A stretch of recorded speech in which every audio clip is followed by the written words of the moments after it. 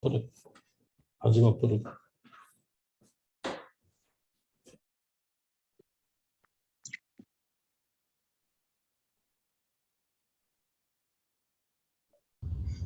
madam, we are live. Okay. So we will start. Good evening, everyone. This is Dr. Ruta Kulkarni, President ASAMI India. I welcome all of you for this webinar. So for tonight's webinar, we have very distinguished international faculty. I welcome Dr. Victor Vilenskii and Dr. Ahmed Hammouda. I welcome both of you. Thank you. So today's webinar actually is a curtain raiser webinar of ASAMICON 2022. So we are having our annual conference on 17th, 18th, and 19th of June. The venue is Grand Sheraton, Pune, Maharashtra. So I take this opportunity to invite all of you to attend this academic extravaganza. For further details about the conference, you can log into our website, asamiindia.com. So I hand over the meeting to Dr. Shamsul Hoda. Dr. Shamsul, over to you. You can start the meeting. Thanks a lot, ma'am. So I really welcome all for today's webinar.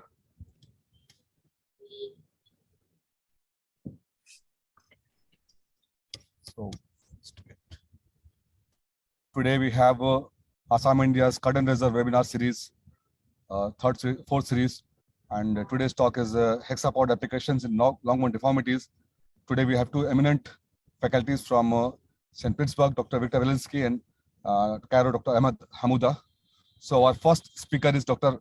Ahmed Ismail Hammouda. He is Assistant Professor of Orthopaedic Surgery, Al-Azhar University, Cairo, Egypt, Limb Lengthening and Reconstruction Unit, former fellow at International Center of Limb Lengthening, Baltimore, United States of America, former fellow at External Fixation Department at Russian Institute of St. Petersburg, Russia, and ACB World faculty member. Our next faculty is Dr. Victor Vilenskii. His MD, PhD, limb lengthening and deformity correction surgeon from St. Petersburg, Russia. Affiliations, St. Petersburg State University Clinic Consultant Orthopedic Surgeon, author of 26 papers, 9 in English-speaking journals, and 16 patents and 3 chapters in monographs. One of the authors of OrthoTV frame and extracortical clamp device.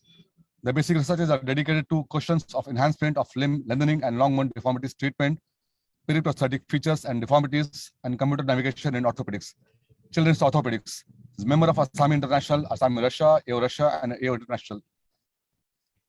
So, without wasting time, now I request our first speaker, Dr. Ahmed Hammouda, to talk on hexapod in long-bone deformities. Welcome, everyone.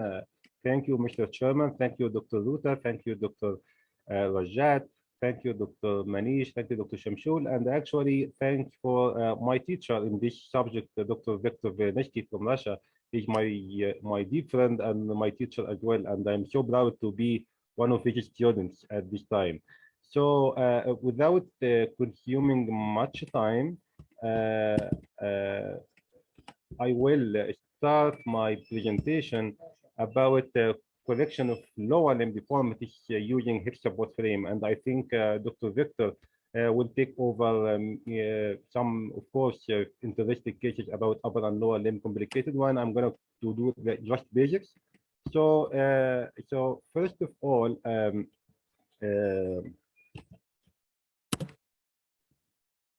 yeah. So if we looked about let me say 10 years ago, we just imagine how much frame of hexapod was available at the market. So at this point, if we remember well, it might be just the TSF one, maybe another few hexapod in the market. While nowadays we can imagine how much we have right now. We have tailor special frame, of course. We have smart correction frame, which had been used in Turkey for a long time till now. Legal of Hexapod apparatus from Germany, Dr. Bailey frame, Orthex frame, Striker frame, TL Hex from Orthofix, Spider and Max frame, iFixator from the Italy, and of course the SUV one, also SUV one from Russia, which is my favorite and my tool right now. And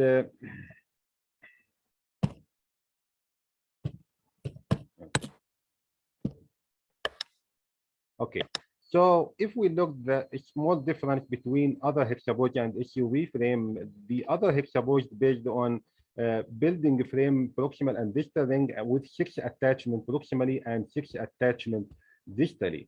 However, with SUV frame, it is just 3 proximal attachment, 3 distal attachment, and each 2 of the struts are connected together. This what's called SUV platform. So I just want to mention it is not the name of the frame, it is the tool that you have. I mean, whenever you have a tool and whenever you know how to use it, whenever you know how to build your cases on it, I think it is a magic in front of you, whatever the name you have. So if I am perfect in SUV, please do it. If I am perfect in TSF, please do it. In other frames, please do it.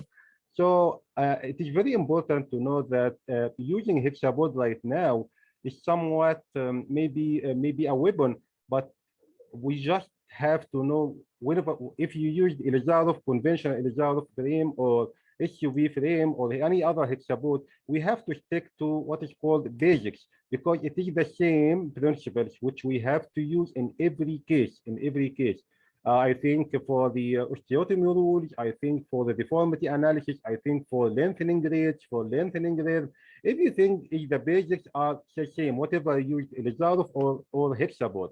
And it is very, very important because nowadays we can imagine how many hexapods in the market, and if the youngers are trying to do or to use hexapod without going back to the basics of how to use it, actually they were going to fail and they will be in a big trouble.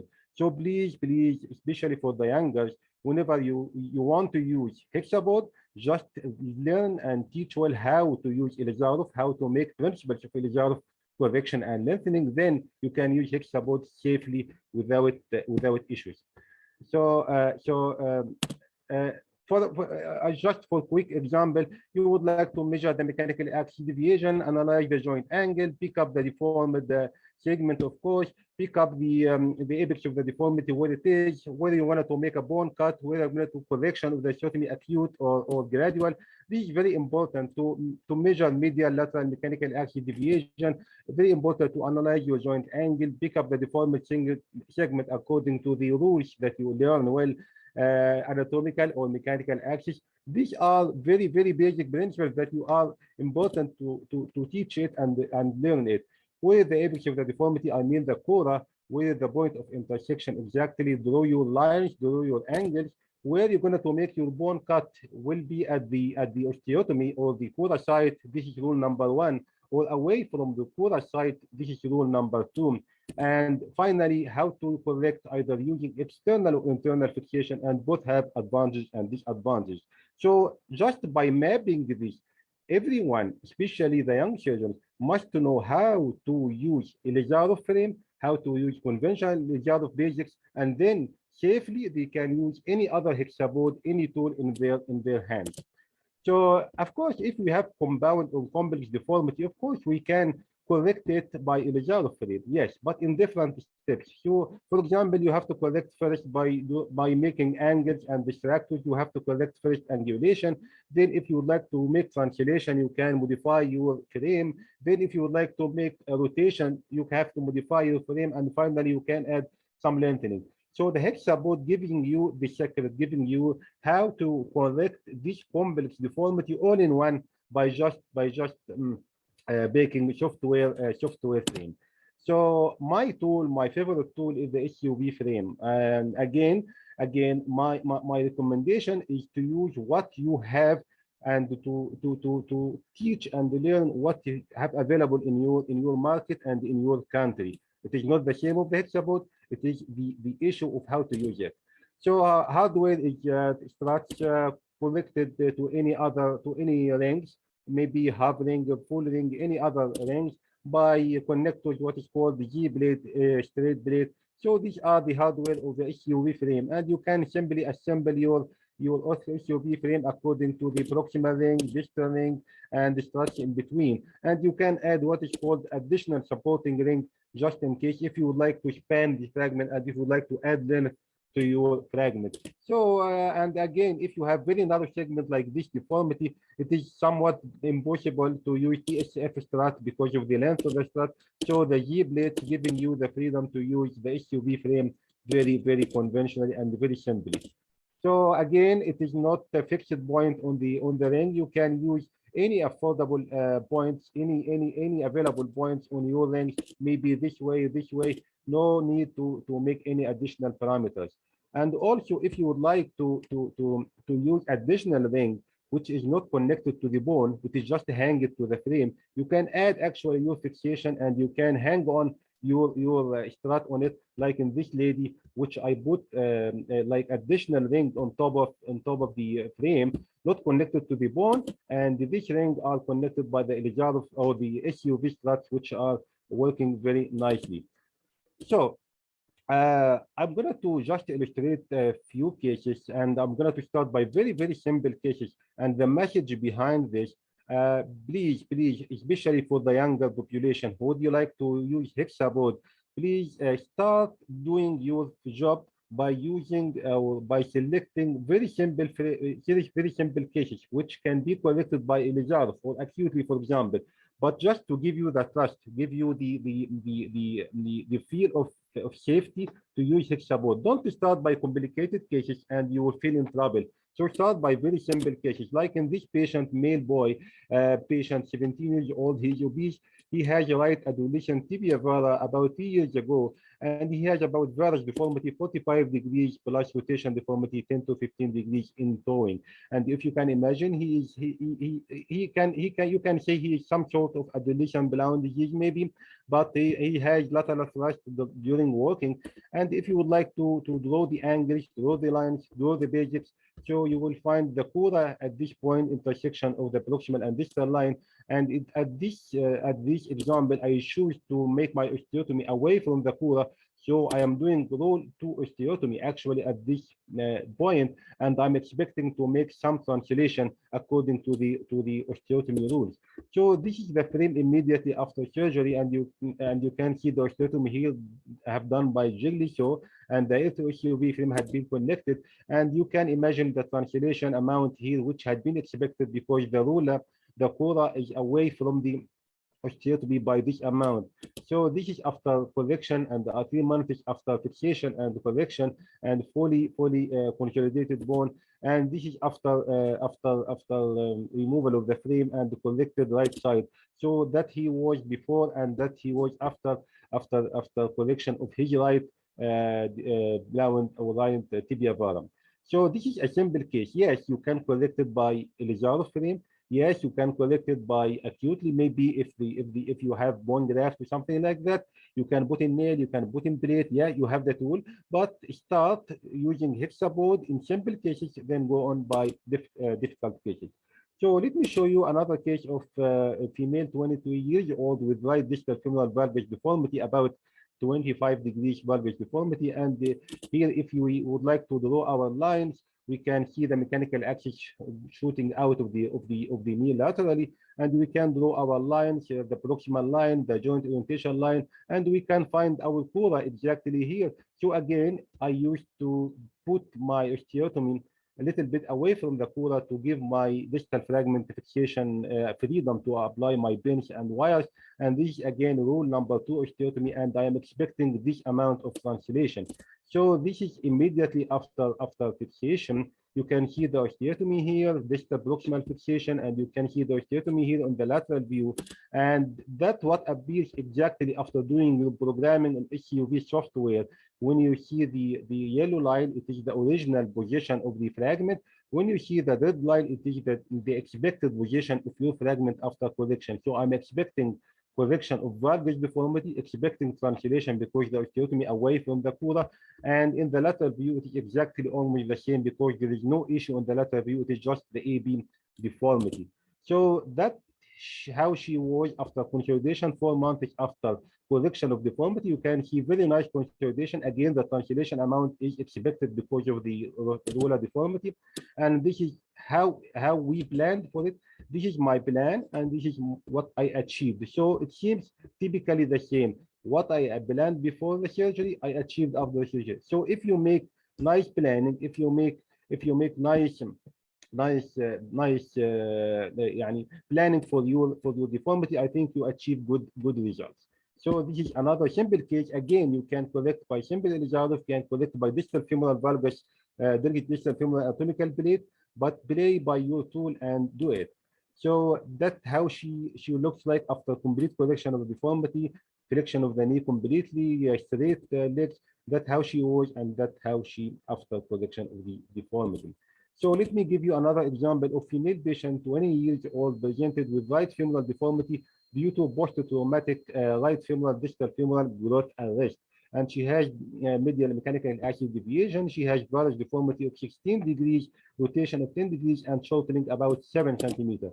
So my strategy was to do double level femoral osteotomy, one proximal and one distal, because I do want to lengthen about 6 to 7 centimeters. So proximal for lengthening, distal for lengthening, and varus deformity correction as well.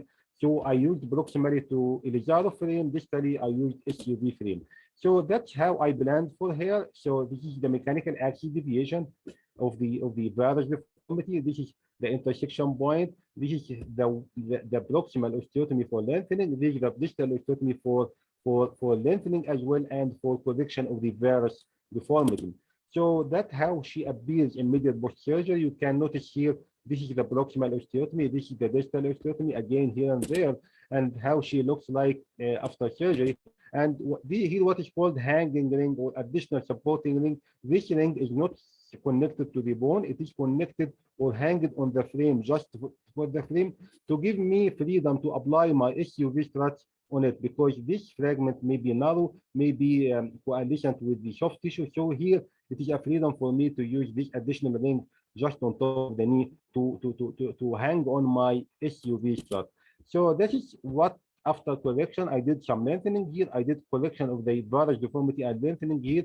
And this is AB long X-ray, this is lateral long X-ray, and this is the mechanical axis had been fully corrected, the varus position. And note here that the SUV struts have been replaced by regular Elizarov rods after correction of the deformity. So this is another secret of the SUV, that once you did your job with the SUV, you can replace it by regular Elizarov rods to continue your job on another patient and so on. So this is my preoperative planning, and this is what I achieved post-correction. So you can feel that it's almost typical what I achieved to what had been planned before. And unfortunately, this patient I lost her follow-up because I traveled for my second fellowship, and she had post-removal a fraction of the region distally and a little bit reverse of the correction. So these complications are expected. So if I was there, I was able to handle it perfectly. But this is some sort of complication that might happen during Elizarov treatment. Another case of boy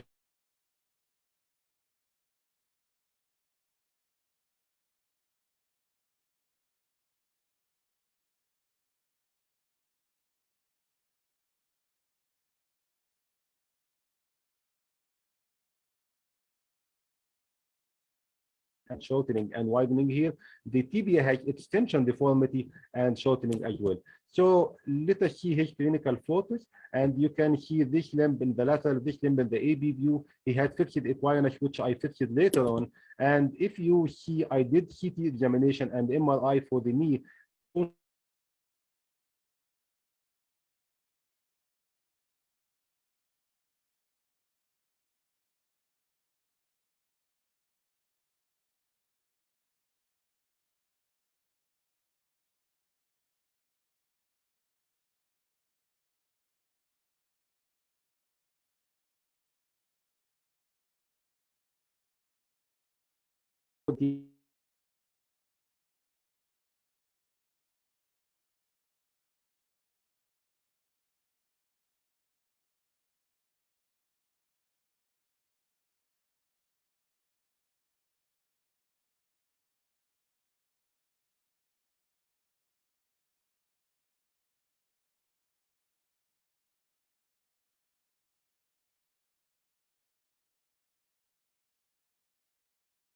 reference ring to both frames, proximally and distally. And here I can see proximal attachment of the ring, distal attachment of the ring, and I hang it on two SUV frames, one proximally and one distally for both the knee, femur, and tibia. And here I made an osteotomy here, and osteotomy for the tibia here, and osteotomy of the tibia here. So my aim was to correct the flexion deformity of the femur, correct the extension deformity of the tibia, add some length here, and add more benefit to this patient. So this is what had been seen during correction. You can see straightening of the regenerate proximally and distally, and you can see a little bit more looks more cosmetic or more straight of the knee joint. And here, what he seems after correction, you can see regenerate bone formation in the femur, regenerate bone of the lengthening of the tibia, and you can see the knee almost the S-shaped or the Z-shaped deformity had been corrected, and that's what it seems after a full length AB and lateral. You can see here the if you remember well, the S-shaped deformity flexion and extension, it had been the mechanical axis had been almost fully corrected, and with some lengthening and after the placement of the SUV struts by regular irregular rods and later for removal. So he looks like almost normal knee right now. However, still arthritis, still stiffness, still equine deformity. So I addressed this deformity later by doing soft tissue and bony procedure at the ankle, and maybe later he needs quadriceps plasty for range of motion added. So let me move to another case, if you don't mind. My boy, 14 years old, bilateral severe adolescent tibia vara deformity and internal rotation, and he was so obese. So let me show you actually this boy, and he has bilateral tibia, adolescent tibia vara, more on the left side. And here I would like to, of course, it looks like a simple case, but I would like to give you a hint about how to use the SUV frame. So at this time, I would like to make correction of deformity, as well as the patient, the boy, needs to add additional lengthening. So of course I can do by illegal frame. And at this moment, my SUV frame was not available because it was hanging on another patient. So I prepared firstly a regular illegal frame, right and left side, with the two hinges, with the distractor on the right and the left.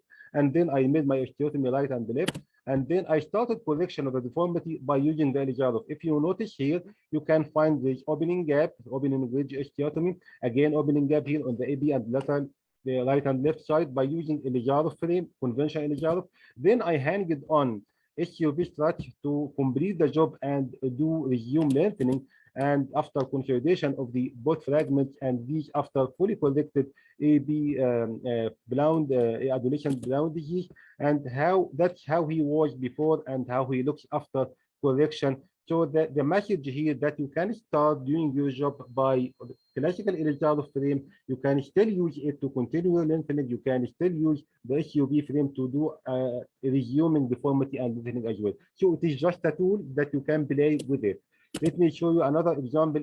Actually, I don't have the pre-X-ray, but this is example for a polytraumatized patient who had this fixed this deformity in another hospital, and he came to me without SUV struts. He came to me by regular elysial fruits. I don't have X-ray, and unfortunately, but with residual deformity and translation. So I applied my SUV struts on this patient without need to go to the OR, without needing to go to the surgery again. Just in my outpatient clinic, I removed the regular elysial fruits. I put on SUV struts, and I started to do programming to correct whatever residual deformity present in this fracture.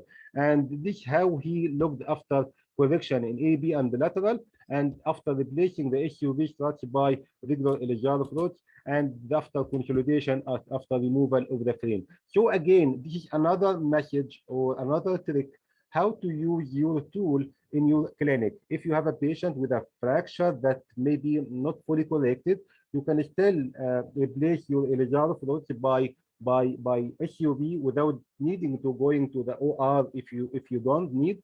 and then you can play with it. Let me give you another few cases before I finish my presentation. This is a male 22 years old with neglected knee dislocation about 3 months, marked obesity, medial lateral instability, and he has locked posterior dislocation of the knee and locked lateral dislocation of the patella as well. So he has multiple problems, obese, knee dislocation for 3 months neglected. Of course, ACL, BCL not found, medial lateral instability, patella laterally dislocated without and locked in this position. So this is, if you can see the ABDs, the patella out, and it is not reducible.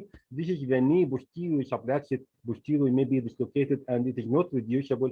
So my aim first to start playing by SUV struts to make a distraction for this knee and make correction of the alignment in AB and lateral view before the sports guy, my friend or my colleague, Dr. Ahmed, can go on and help reconstruction of the ligaments inside. So I did MRI and CT for this patient, and you can see the patella is completely out, the retinaculum here is torn, and even the patella in the CT is completely out of the fossa, and no ACL, no BCL, collateral ligaments also as well disrupted. So this is a very complicated case. So I put on SUV struts between proximal and distal attachment of the ring, and I started gradual distraction and correction of the subluxation. And here after fully corrected AB and the lateral view, you can remember the position before and the position now. And I kept this position after correction for 1 month to make what is called ligamento-taxis, of course, to help the sports medicine guys to do their job. And I removed the SUV struts and I put on regular iliacal fruits, and I kept the knee joint distracted to relieve tension and to make ligamento-taxis. And then my colleague from the sports medicine went on to make knee reconstruction, bony and the ligamentous issue. And here after reconstruction, and you can see some buttons here for the ligament reconstruction for anterior and posterior cruciate ligaments. And that's how he looked. He fully weight bearing, range of motion he accepted from almost 5 degrees to maybe 50 degrees or 70 degrees, and he was continuing physical therapy, and he's doing very good job. So again, you have the tool to play with your team and to cooperate with your team to fully correct and make functional limb. Another case of boy 10 years old. He had a variant of tibial hemimelia. He's non-walking child at all. He's on wheelchair always.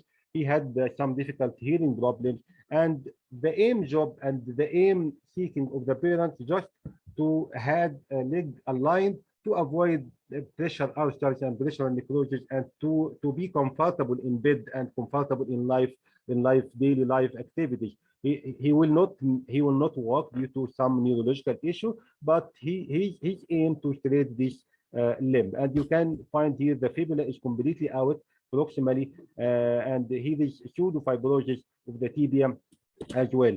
So that is how he looks before surgery, and how he looks in the OR room before doing any other job.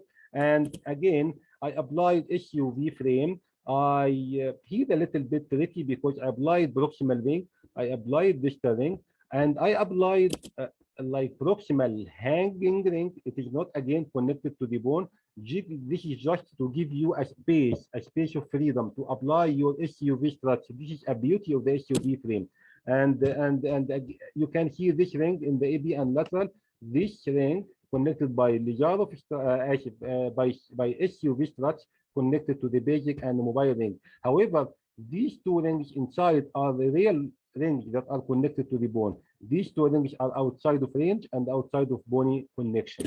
So here again, I would like to give you what I have done. I connect this frame to the tibia, and I got the fibula distally by 2 wires from both from the distal ring.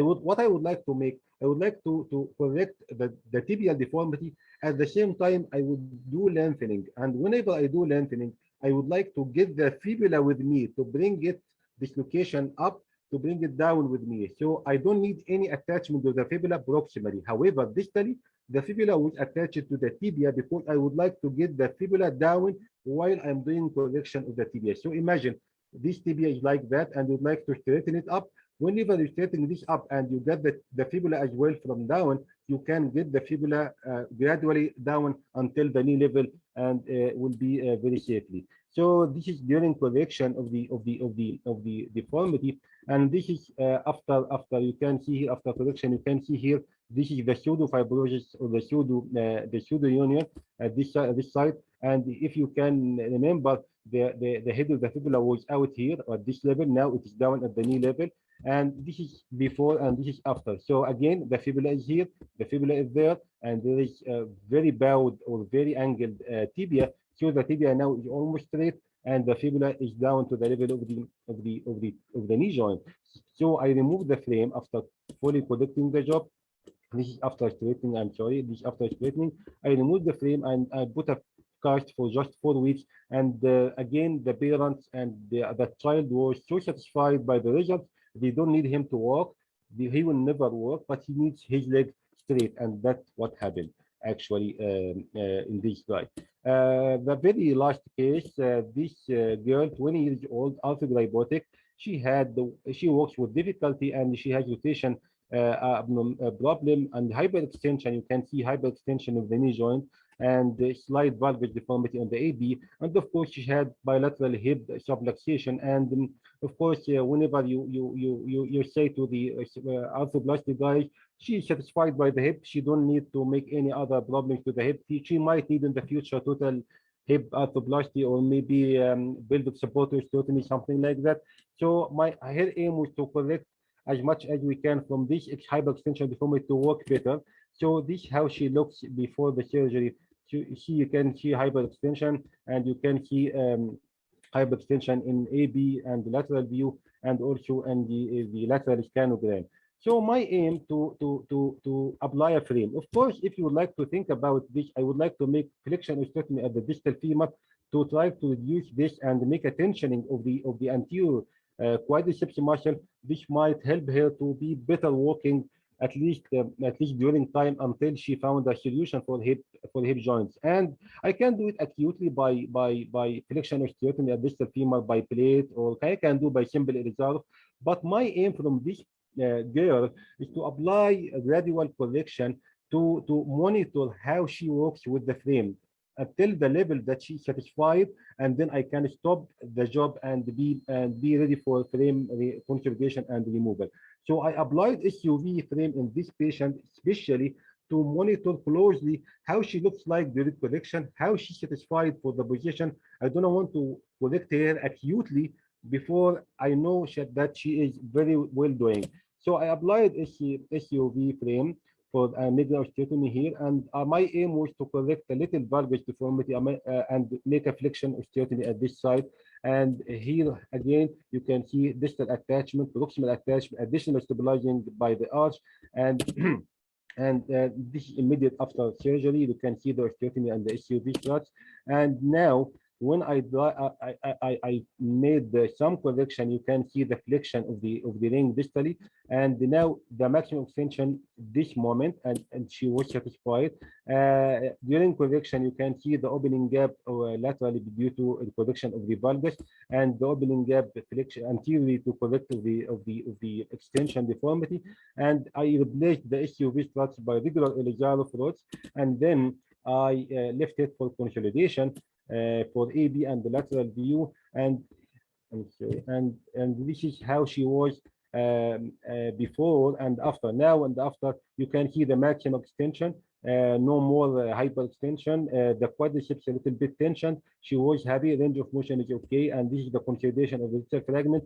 And I made another surgery for her left ankle because I made arthrodesis for the ankle because it was floppy, and she is now doing a really good job and very satisfied. And the last case before I leave on, This is a male patient, 17 years old, the post-stroke rotational deformity, external rotational deformity with the tibia, as well as limb length discrepancy. And you can see here, I don't know if the video is working or not. You can see here the way he works. He works with complete external rotation deformity. So he had a combined some sort of retroversion at the hip, but the more it was more from the external tibial torsion due to a post-stroke fracture at the later life. Now, and let me show you the scanogram for him. He has discrepancy of about 1.2 centimeter from the femur, about 1.5 or to 2 centimeter from the tibia, and his torsion angle in the left side was negative 59, means external rotation by almost double the right side. So I applied SUV, and if you can notice, this is TSF range. So again, it is the beauty of the SUV that you can use on any type of frame.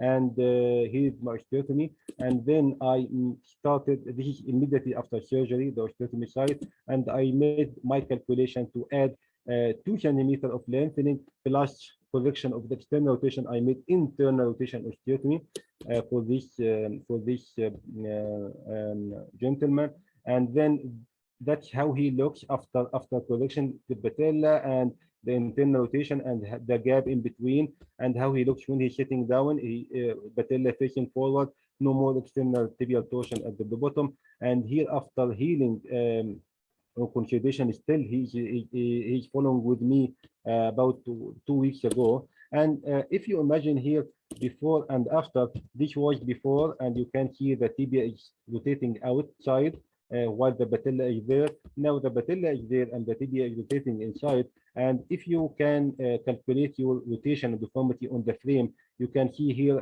this attachment. You can see the master tab here, the anti-master tab here, located just beneath this line. And after correction, you can see that this ring or this attachment had been rotated internally by this amount. So if you have this ring, by whatever, you can calculate how much internal rotation you have been corrected for this boy.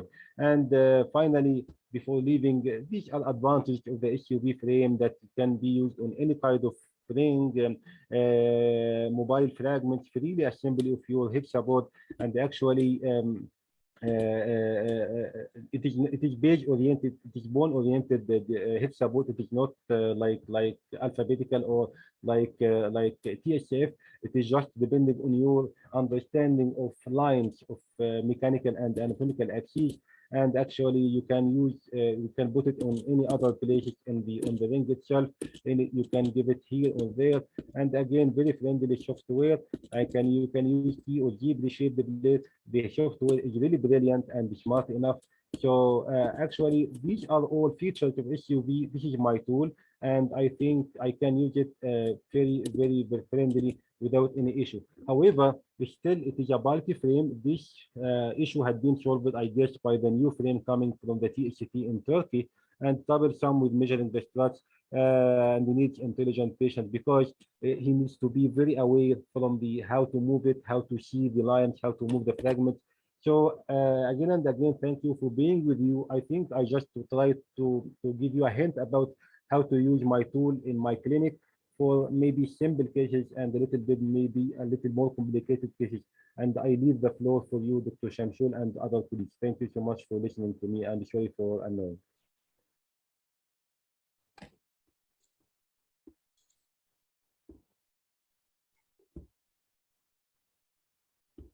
Hello?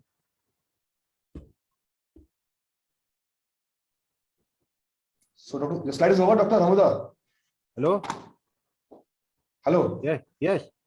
Yes, the slide is over. Check in.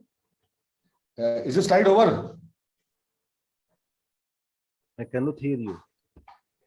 Just wait a second. Dr. Hammouda, Yes. Are you done with your presentation? Yeah, I'm done. Okay, thank you. Thanks a lot. Shamsul, please unshare it. Stop sharing. Yeah. Yes, yes. So now I invite questions from the panel, if any.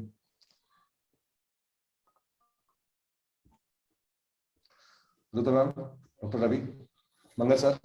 Yeah. Are there any questions from audience, Shamsul? No questions from audience yet. Not yet. What you're hearing Any questions?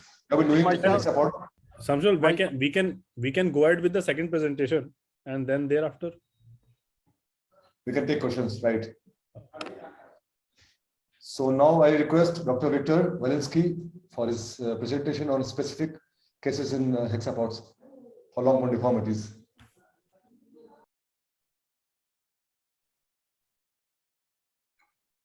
Is my presentation seen? Yeah, it's Yeah. open. Okay. Dear colleagues, thank you so much for inviting me and Dr. Hammouda to this ASAMI. Unfortunately, it is online, not offline. And nowadays, it's a great pleasure for me to speak about orthopedic deformities, not about politics, due to nowadays our country is in disaster and there is no word about that. But you see, everyone in our country now is worrying about the situation, but we will continue this life, we will continue this orthopedic life. And I want to thank Dr. Hammouda for a brilliant presentation. I did like the cases, and I will continue with, I will speak about philosophy, I will show specific cases, and I will speak about philosophy of Hexapod application in some specific cases. So as far as Dr. Hammouda told you, there are a lot of huge number nowadays, a huge number of orthopedic hexapods in the market. And he had already told you the difference of this frame. And of course, we have experience in our own Ortho SUV frame. That is how Ortho SUV frame looks now. It is black and with clickers. And this is small brother. This is Ortho SUV M. It means pediatric or mini frame. So nowadays, both of these frames are available. And it is orthopedic. Nowadays, it became orthopedic classics. It is for the younger. What is computer navigation? Computer navigation is, we have initial position of bone fragments, we have initial deformity, and the frame configuration is one. And we need to draw the lines, we need to give parameters, frame parameters and deformity parameters to the software, and the software calculates the strut length changes that after correction, after you make the schedule, after you make correction of the strut length, you have final position that where there is no deformity. So deformity is correct. That is classics of computer navigation, and that is how all of you know how looks the software screen. Initial position is yellow, final position is red. So we prognose the correction, and we see it on the screen. That is computer navigation, and that is the software. Today, I will demonstrate you the capabilities of Hexapod application in standard deformities. Then I will demonstrate the capabilities in multi-level deformities. And finally, I will demonstrate multi-total residual mode, how it helps us in joint contractures and complex deformities. So you see, sometimes we need to make bilateral lengthening. Some of the doctors do prefer to make it by monorail system. Some prefer to make it by half rings, like in this case, sectors and so on.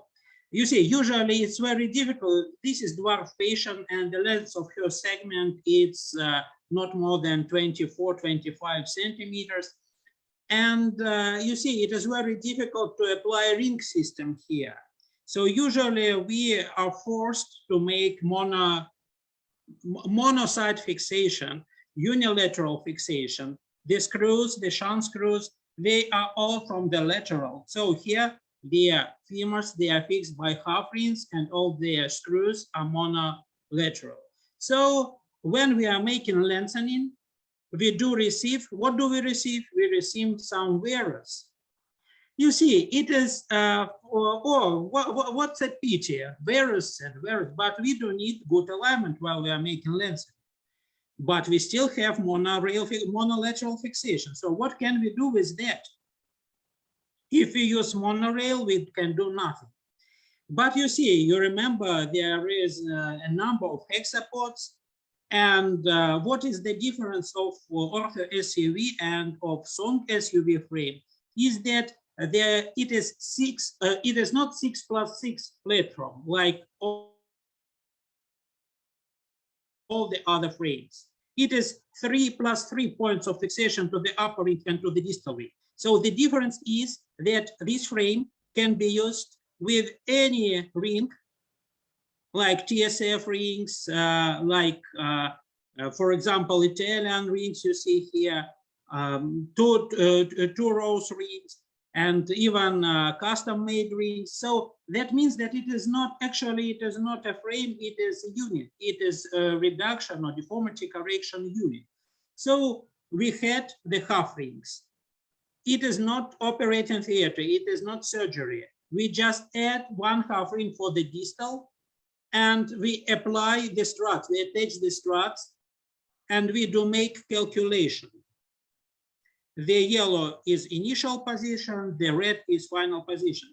So we can make very good alignment. You see, these two, in this case, it looks like a very simple case, but proper alignment in this case, it is the thing which is necessary for us, and this tool can help us. The SUV frame is working 7-8 days, and then we go to then we can remove the frame. So you see, this is the alignment. There is no wearers, and we can remove the struts and go to the hinges for fixation. That is the result. The same case, the same dwarf patient, another dwarf patient, but the cases are very similar. We make lengthening in arches. You see, Italian arches, monolateral fixation, lengthening in that. We usually receive wearers. It is the same like in monorail systems, but in monorail systems, it's very difficult to make solution of these wearers, to make correction. But here we attach, you see, it is pediatric. It was not surgery. We just put in the dressing room, we put the cuff rings inside the frame, and we put the struts. This is pediatrics. These are pediatric struts, and we made calculation. And this is correction. And that is the frame before, the same frame before removal. You see the sectors, the Italian arches, they are connected by the hinges. So the hexapod is used for a very short period of time. Multi-level deformities, like here in hypoplasia,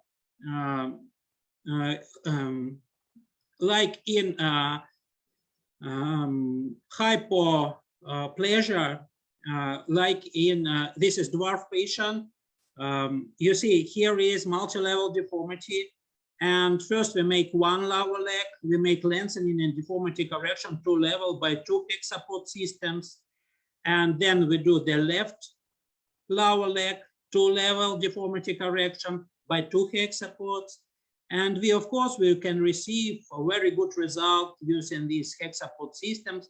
But what can we do else? Is that necessary usually to use two hexapods for 2 level deformity? Here is the patient with multi-level deformities of femurs and lower legs. You see here, you see how looks her femurs and lower her X-ray picture. The fora is even below the knee joint in AP view, and it is in the middle third at the lateral view. So what to do in this case? We cannot make osteotomy below the knee joint. Even we cannot do osteotomy in the distal third due to we have growth plate. She is still growing, she is young. So we make osteotomy and make correction. We make it in the middle third. So if we make correction in the middle third, but we do have core below the knee, what we will have? We make lengthening, of course. We will have some translation. You see, yellow is initial position, red what we do want to receive after deformity correction. We have 6 centimeters regenerate, and we do want this angulation to make good alignment. So in this case, the second osteotomy rule, if we make this correction, we will receive that translation, and it will be good deformity correction. We do it for the right extremity, we do it for the left extremity, and that is how she looks after femur lengthening and deformity correction. Before lower leg deformity correction. You see, here it looks like valgus, but it is a very good alignment. It is good mechanical axis and good angle. And then we have to proceed to lower legs. Here we have multi-level deformities. We have 3 cores at the right side and 2 cores at the left side. So we made 3 osteotomy with acute correction from the distal, and we made 2 osteotomies of the right lower leg and 2 osteotomies of the left lower leg, where we wanted to make gradual lengthening and then correction. So we make these osteotomies. So look here, 1, 2, 3 from the right side, and 1, 2 from the left side. So then we made lengthening in standard Elizarov threaded rods. And after we did it, we wanted to apply so-called spring technique. What is that? We have here osteotomy, we have 2-level regenerate, and now we want to make correction. During our correction, what do we need? We do need to align the proximal ring and the distal ring. And the intermediate ring, it is fixed by the springs and soft tissue envelope. So we make, these are the springs, and you see here they are, and this is the X-ray picture before correction. This is the right lower leg, these are the springs, and this is the left lower leg. These are the springs. So we make calculation. You see, for the left one, here is yellow is initial position, red is final position. Oh, it is in kilometer with it. You see, it is really far away. So how it will be? We will our regenerate will become big. It will be something wrong. But you see, soft tissue envelope and the springs, they do their business. This is for the right one, and you see, this is how it looks on the patient. 1 hexapod, and you see intermediate springs, and here is the alignment. You see how good is this, and no translations. Good alignment from the right, and good alignment for the left, and good regenerate as well. It is spring technique. One more item to be discussed. All of us, while driving our cars, we do use the navigation systems, the navigators. Usually, when we need to go from point A to point B, and the way is free, the easiest and the shortest way is to go straight from point A to point B. This is green line. So usually our navigator, our car navigator shows us the shortest and the simplest and the quickest way. But sometimes there are traffic jams, as you know. And in this case, our navigation system, they do show something like this way to avoid this traffic jam and to get to the from point A to point B in the quickest and the best time. For this aim, the new Hexapod system, they do use OrthoSUV system. It uses multitotal residual mode. For example, this case, you see the osteomyelitis sequela in 2-year-old girl. We see a small part of epiphysis So there is no the part of radius, the long part of radius, there is no it at all. But we have small part of metaphysis, and we know that she is 2 years old and that there is something here, something like growth plate here and epiphysis, non-ossified epiphysis here. We are consulting, we ask our plastic surgeons, our microsurgeons, those who are very experienced in different vascularized grafts, whether it's possible to make something like fibular graft. They do say, yes, it's possible, but much more better in this case to make one bone forearm tip. For the same, I do need to bring this part of metaphysis here to the ulnar bone. So I have to make ulnarization in this case, like in congenital cases. So what we do, this is the, it is not Shamsul, it is the wire with the thread at its end. I do fix the part of this, the part that I see of the metaphysis, and I fix the hand, and I do apply the pediatric ortho SUV frame. I tell the software, please kindly make lengthening, make destruction, and make destruction and bring the bone to the ulna. Bring the part of radius to the ulna. So first is destruction, second is translation. This is the calculation in multitotal residual mode. So the software, that is how we make destruction. It is X-ray after destruction, and that is after correction. So the software calculated initially the complex movement of the fragment, destruction, and then translation to the proper place. And after that, we made chondrodesis.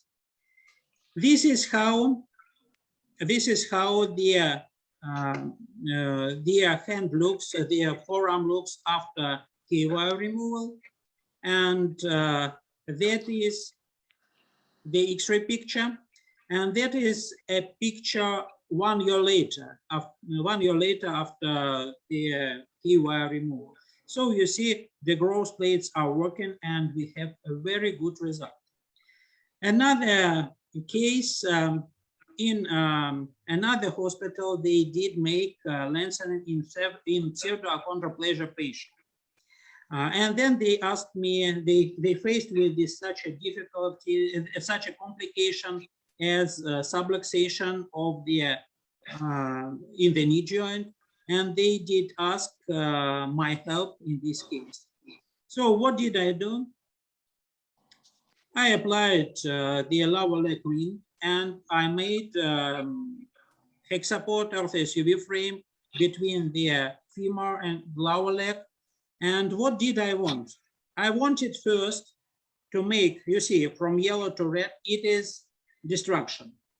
Then I wanted to make elimination of this subluxation. So this is the initial calculation. But that is not enough for me. That is not enough for me only to make elimination of the subluxation. I do need good function in the joint as well. So I did calculation of the, you see, I do need the motion in the knee joint, but the motion in the knee joint is very complex. It goes not around only one axis, it goes around the J-shaped curve, and there are a lot of points over which it must go. So it is a very complex curve of motion. So it must go something like that, something like that. It must go this way. And I do the calculation of gradual flexion extension in the knee joint. Of course, we after we eliminated the subluxation, we waited 6 weeks. Then we started this working out in the knee joint by the frame. And that is after elimination of subluxation, and that is the final function that the patient has. Another case, congenital elbow flexion. After, you see, previously the patient, he is 5 years old. He had arthrolysis of the elbow by a very experienced and very good microsurgeon, but no result they did receive. And what we decided, we made some tenotomy from anteriors, and we applied ortho-SUV, pediatric ortho-SUV frame for elbow joint. And we made this calculation. You see yellow, then blue, and then multiple gray contours, gray outlines. This is the motion, the calculation for the motion of the elbow joint. And we did receive very good extension in the elbow joint, and we fixed it for 6 weeks. And after that, we applied the orthotics for the night period. And you see their function 1.5 years later. Very good function. And this is the case which is my honor. It is, I'm proud of this case due to the decision that I made in this case was very complex. It was difficult for me to do that because of, you see, this is the girl, 8 years old girl with epidermolysis bullosa, and she had equinus of her foot, and never in her life she was walking on her foot. So you see, the X-ray picture shows us that not only equinus in the ankle, we have also subluxed talus here. And what did I do? You see how the skin looks like. The decision was very complex due to the condition of the skin, and it is after multiple preparations. This is good. This skin is very good for this girl. And finally, I did decide to make this surgery. This is before the surgery, and this is in the operating theater after we put the frame. And here is, you see, pediatric ortho-SUV frame. And what did I do? I did calculation. Here is destruction, then correction of subluxation, and then 1, 2, 3, each 5 degrees of extension in the ankle joint. So that is multitotal residual mode that helps. So I know each motion before I do that. This is the result, the X-ray result of correction. And that is her result, clinical result. And this is her X-ray result. And that is how she is walking.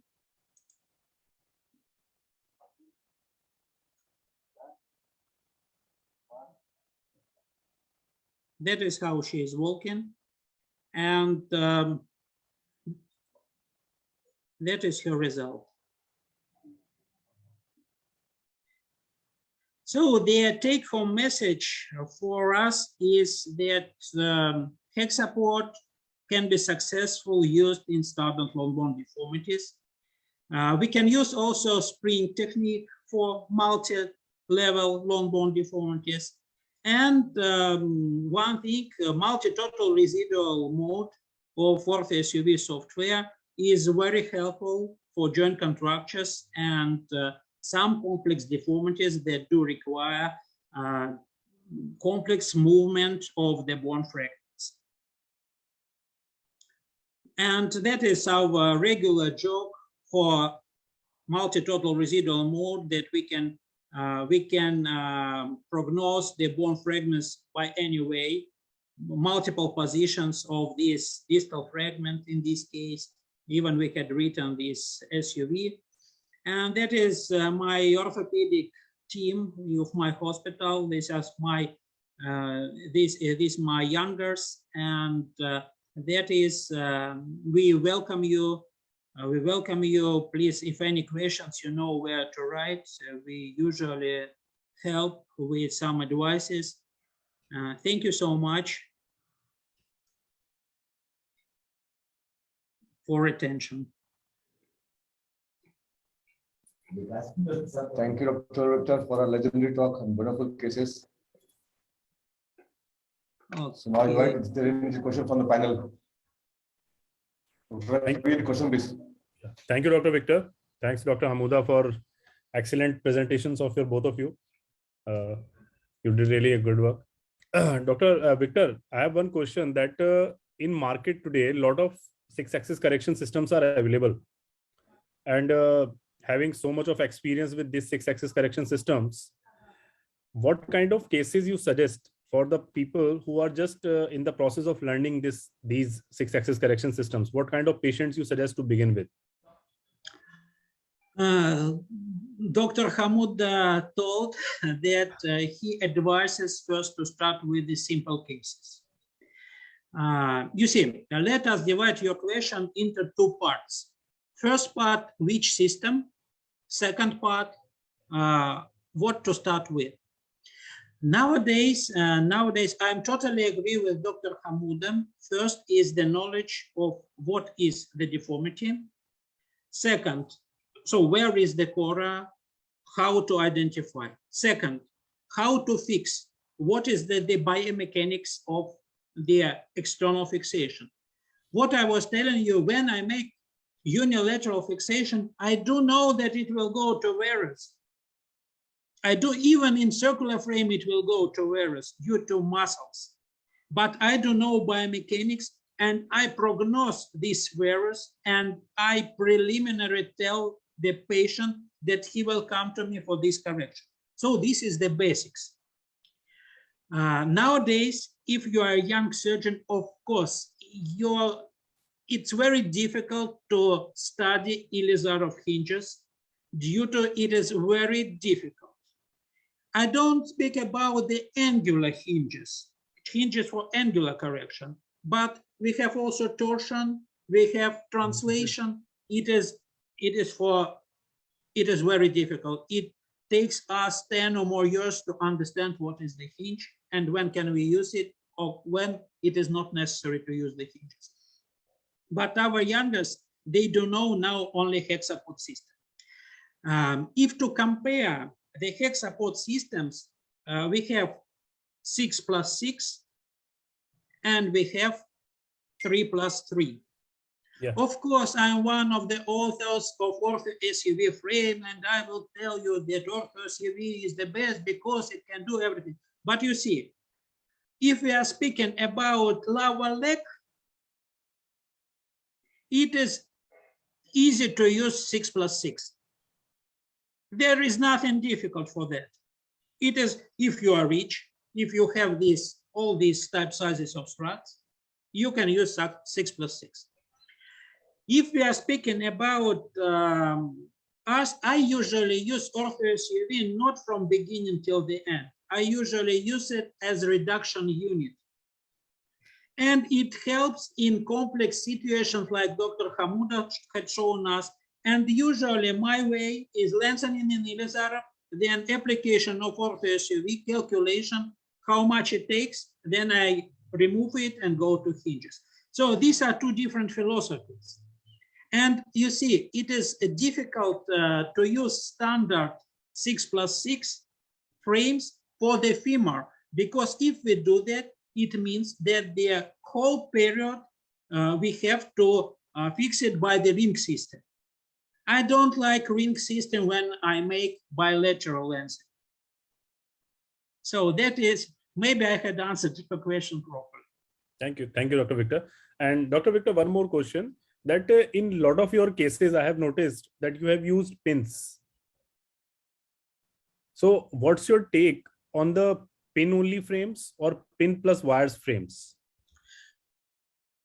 Very good question. This is the biomechanics. If you, not if, but the principles of biomechanics are very well written in professors of my masters, in Professor Salomon's book.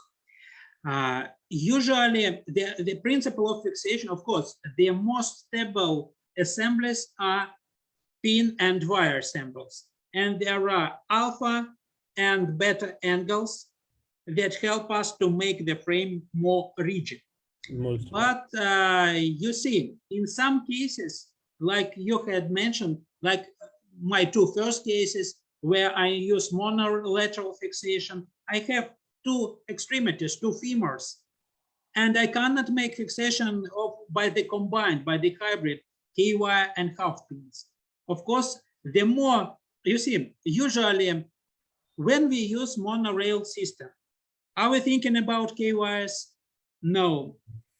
Is that a surprise for us that while we are making lengthening by monorail, that it goes to varus and procurvature in femur? It's not a surprise. So the answer is where we can use hybrid assembles, hybrid and ring assembles, where we can use alpha and beta angle, it's much more better to use that. Even if you will look for the modern unilateral systems, most of them, they do have something like Pellis frame, Pellis monolateral frame. Alpha it has this for alpha angle, you know, that is for better rigidity, but he cannot make KY in monorail. Yeah, so definitely. The answer is like something like that. And when you use pins only in your pediatric population, so how often you get the good anchorage for the pins, and what about the weight bearing in those pin only frames, like especially in femurs? As you see, most of these patients, they do very good weight bearing, and they do very good if they are not lazy, if they have proper parents, and if they are involved in swimming, in physical therapy, they can make full weight bearing with their how it's called, not crutches, but the walkers, with the walkers. Pediatric, it's very, in small children, it's very difficult for them to go with the crutches initially, but they do go with the walkers, even when we make 4 segments, 2 femurs, 2 lower legs. And it's not a problem. This fixation for them, 3 half pins from up and 3 half pins from down, using alpha angle for a segment of 25 centimeters, even we make 8 centimeters of lengthening, it is rather good. But you see, these some errors that we have to manage usually happens, of course. Thanks, Dr. Victor. Thank you, Dr. Ravi. Dr. Shamsul, are there any other questions? No, we don't have any questions right now.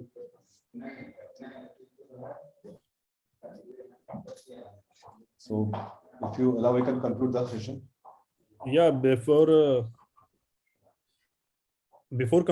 concluding, I want to thank everyone. I want to thank Dr. Victor, Dr. Ahmed Hammouda for sparing their valuable time and for the presentation of such excellent lectures. Basically, thanks a lot.